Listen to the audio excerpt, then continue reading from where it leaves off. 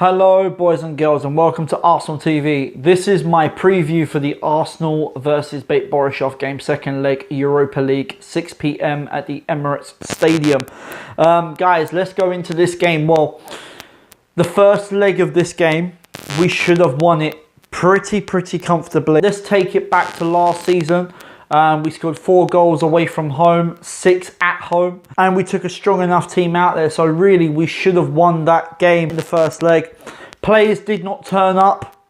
That's a given, and it was a shambolic performance. Lacazette got a red card during that game, so he's suspended for this game for tomorrow night. And you know what? The players were struggling because if you think about it, right, every time that the players had to get the ball under control, they had to take at least 3 or 4 touches to get that ball under control. We couldn't play our quick 1-2 football like we know that we are used to doing. We couldn't do that whatsoever during that game because of the pitch. The pitch was absolutely rubbish. So I think now what the players are looking at for Bate Borisov, I think now they're thinking, going to the Emirates second leg, Arsenal should put in a decent performance and actually win the game quite comfortably. Now, if Bate Borisov do score a goal during that second leg, we've got to score 3 goals. There's no doubt we have to score 3 goals to go through, and it's going to be very tough. Now, the Bate Borisov players know that when they go to the Emirates, Arsenal are going to find it more easier because our pitch is more flatter. We can play quick 1-2 football, get onto their counter-attack pretty quickly, and hopefully get the job done. Now, Emery has to get the lineup right. There is no ifs, no buts about it. Emery is under pressure at this very moment in time, I reckon, because he knows that if we don't get Europa League, and then we don't qualify for we don't get top 4 in the season, there's no Champions League at all. So yeah, so with that said, guys, let's now get into my predicted lineup.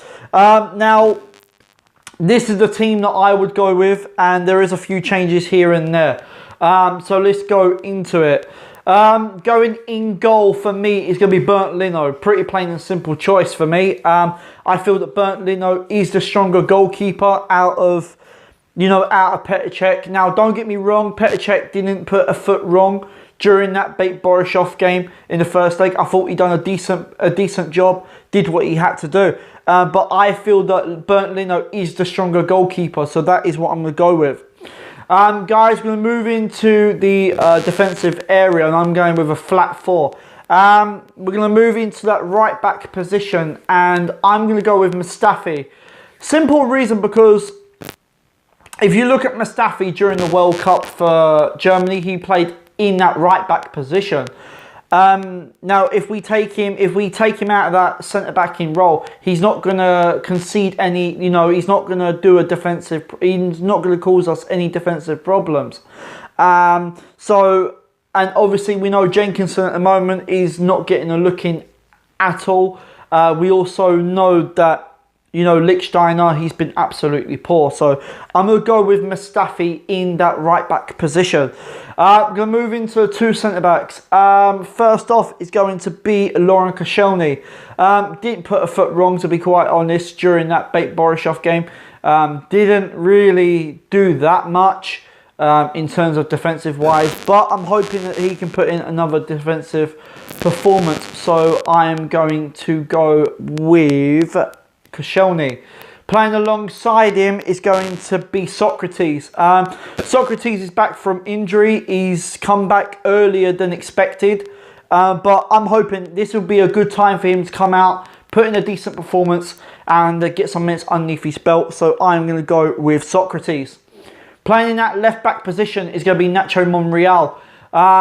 Again, didn't put a foot wrong during that Bate Borisov game. I thought he should have done a bit better in that game. Now, I wouldn't go with Koležník because, he's not good defensively. Yes, he's good going down the flank, but not as good as to what Monreal is defensively. So I'm going to go with Monreal in that left back position. We're going to move into the 2 defensive midfielders in the midfield area.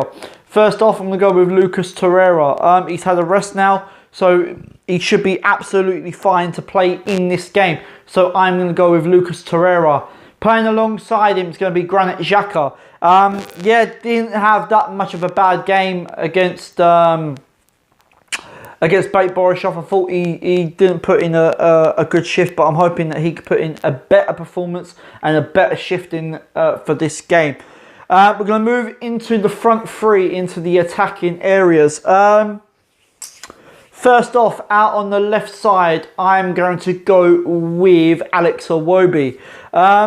Only problem with him is his end product. Apart from that, he's got everything going forward. It's just getting to that final third. I think that Alex Iwobi needs to score goals. He needs to get some more assists. And I think if he can do that and work on his end product, I think he'll be quite lethal for us. So that is what so really, if I'm looking at Iwobi, he reminds me of the old Sterling, if you want to put it that way. You know, he was good going forward, but it was just that end product. You know, but look at Sterling now, and I honestly think that, you know, now Alex Iwobi could do it, but he just needs to work on that end product. So I'm going to go with Alex Iwobi. Playing out onto the right-hand side of the three, I'm going to go with Denis Suarez. Simple reason, I want to see him start. You know, we've seen a glimpse of him in certain games, you know, Huddersfield. A glimpse of him in the Man City game, but he needs to start. He needs to get a good solid minutes underneath his belt. So I'm going to go with Denis Suarez.